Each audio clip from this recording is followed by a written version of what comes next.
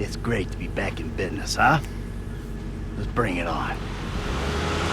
The big one! The big one! This review is brought to you by Audible. Hello, Grand Theft Auto 5. I can say myself, I've been very excited to play this game. Here's a fun fact. This is the first Grand Theft Auto game I've actually reviewed. Back in my earlier time, I didn't have the time to set aside to go through a game of this length, and I was excited just on a personal level to finally offer my own opinion early on about a Grand Theft Auto game. So here it is, Grand Theft Auto 5. So what now? Looks like I'm gonna have to postpone my retirement.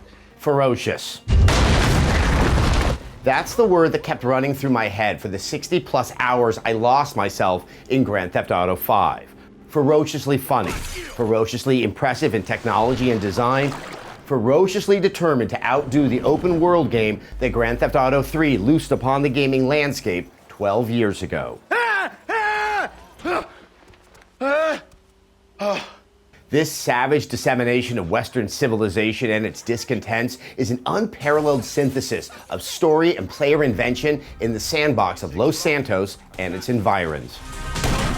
The game focuses on three main characters, starting with Michael DeSanta, retired criminal who now lives a life of idle luxury with his dysfunctional family and hates every minute of it. Just don't kill him! His wife isn't faithful, and his children's ambitions are nominal or worse. Into his life comes Franklin Clinton, a young man from the streets of South Central who is desperate to escape the minimal revenues of street hustling and gang life, but is stuck repossessing cars in an insurance scheme. Come on, man, let's trick this whip, homie. True to the genre, bad decisions are made, and suddenly Michael is back in the world of criminal enterprise with his newfound associate. Lesson number one, don't ever have kids. Michael and Franklin's efforts get the attention of the last prong of this unsavory trinity, Trevor Phillips. Roger that. An old associate of Michael's and one of the greatest characters, not just in video games, but in all of crime fiction. I'll swing by and sign the contracts, all right? Just ignore the bodies. Methed out, paranoid of the government, Run! and possessed by violent streaks that would shock Ted Bundy, this daringly hysterical character and his strange outbursts of pop philosophy supercharges the events of this massive sprawling epic of ne'er-do-wells, which never lets up for the game's considerably lengthy story.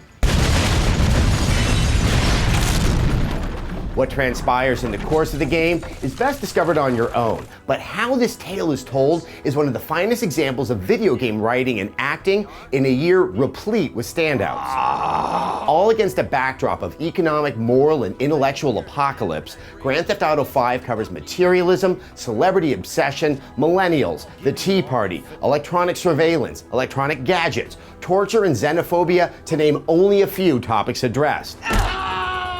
And it does it with satirical fangs that leave no prisoners as they scorch the earth in the tradition of Bill Hicks, Gary Steingart, and Jonathan Swift. I need to meditate. Or masturbate. Or both. The Grand Theft Auto games have always conveyed a discomfort or outright distaste with the trappings of contemporary life, but the use of three main characters rather than a single protagonist affords certain narrative benefits, not the least of which is seeing this world through eyes that don't recognize its novelty. If Niko Bellic in GTA 4 is Gulliver, lost in worlds he comments on through his lack of understanding, that role is now assumed by the player as they are dragged through a Babylon well past the point of collapse. Abandoning the main character as a proxy for the player creates an immediacy to the events that is all the more terrifying and affecting.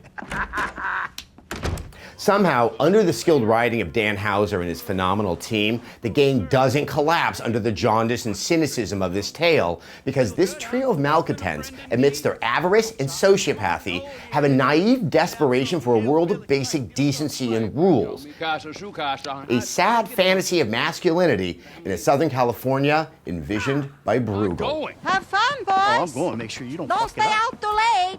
And what a California it is. Perhaps it isn't the biggest map in a GTA game, but the level of detail and variety is a feat that rivals Skyrim.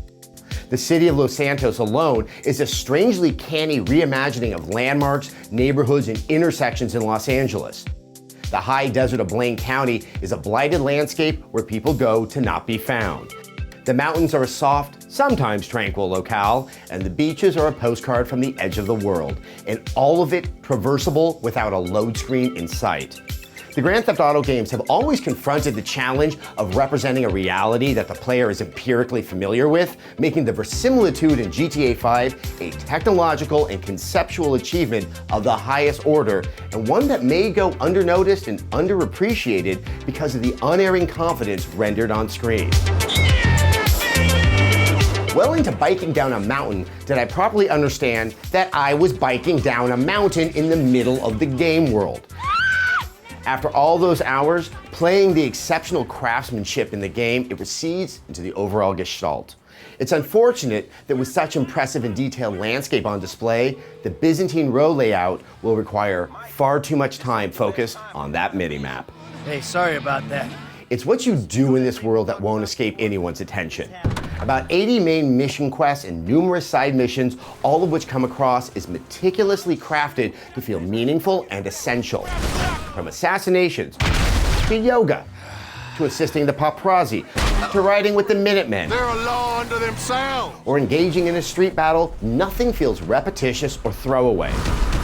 By either informing the story with sharp writing, tweaking a gameplay mechanic in a new way, or just designing a sequence with enough surprise, I never found myself fatiguing in GTA 5, something that had plagued the previous installments, where you had to eat all your vegetables before you got to dessert.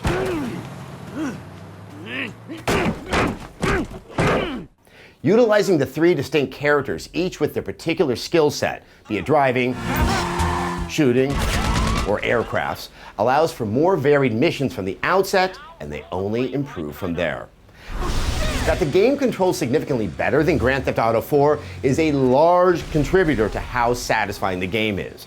Driving and driving missions are no longer at the mercy of physics that can turn against you at any moment. The cars aren't magnetized to the road as in Saints Row or Sleeping Dogs, so there is challenge in a high-speed chase, but I felt far more confident in blaming myself when I encountered failure.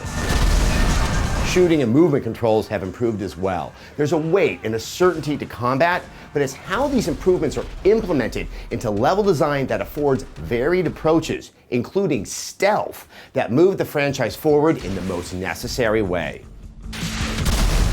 The ability to switch to the three characters of the game is an ingenious gameplay implementation that has useful and dramatic applications throughout Grand Theft Auto 5. Everything hurts. When out of mission, you can move freely between the characters, joining them in unpredictable moments. This is decidedly useful when you don't want to drive the distance of the entire map to reach a mission start point.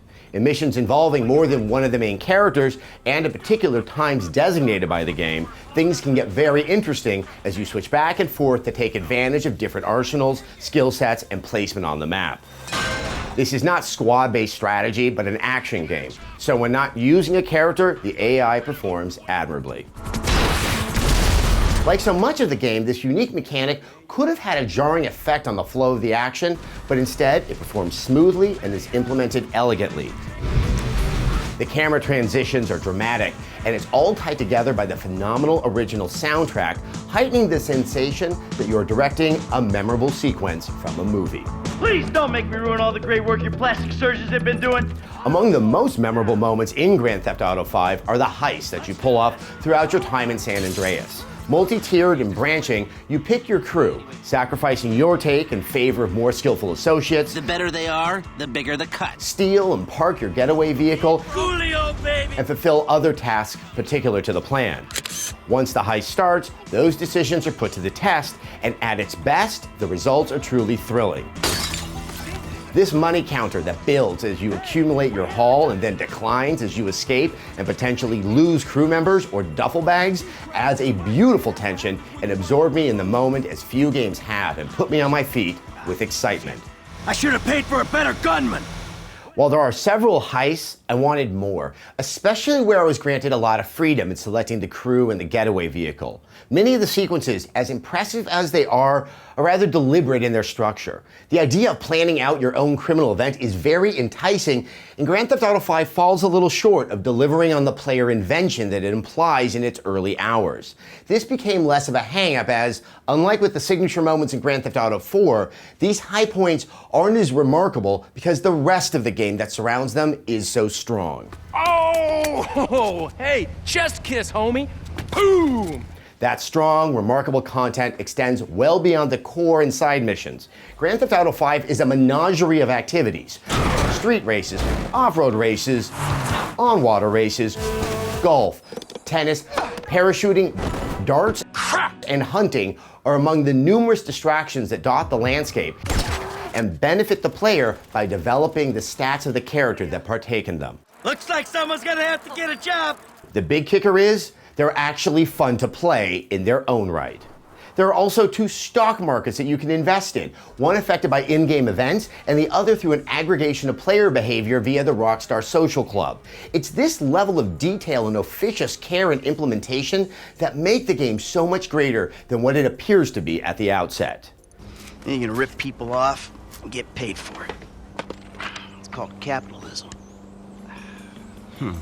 In the end, Grand Theft Auto 5 is a monument to early 21st century popular culture, popular thought, and popular values, all wrapped up in a noxious cavalcade of miscreants, sycophants, and narcissists. Everybody wants everything, and only privilege and subterfuge can get you there. I can imagine 200 years from now, like our reading of Dickens, the game will be regarded as a catalog of our contemporary travails, an accelerated reality bearing more truth than just gazing at our own reflection. It's a horror show with primal scream, and despite only having finished wallowing in its delights a few days ago, like the actual Los Angeles I left last year, I'm already starting to miss it. A 5.